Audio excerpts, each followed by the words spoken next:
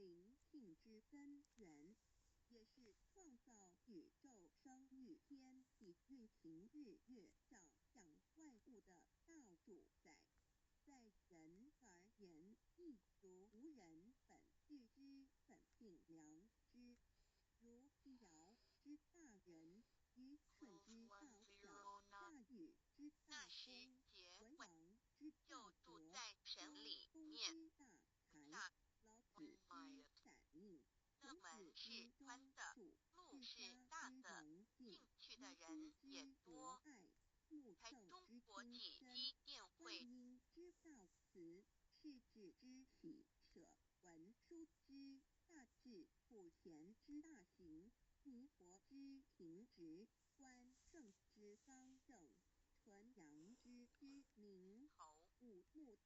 之阴中，等十方众圣，三世诸佛，一切奥义妙理，无量智慧功德，神通妙用，全是由上帝的性体中流露出来的。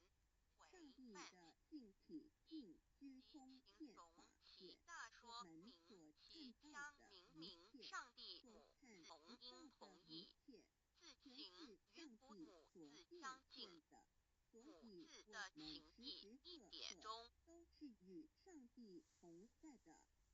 上帝的灵光大而无极，范围天地，小而无美，体入无边。凡是日月星辰、江海景泉、白云彩虹、日露霜雪，一花一木，一毫一蛋，宇宙森罗万象，全在上帝的性法中。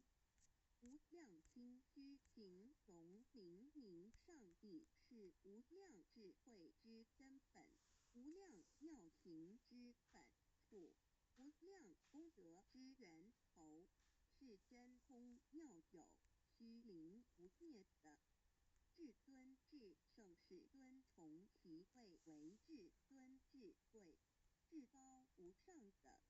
并供其德是圆融完美无缺的。三界十方三界是指地界色界无色界，十方之公鸡南北东南西北东北西南，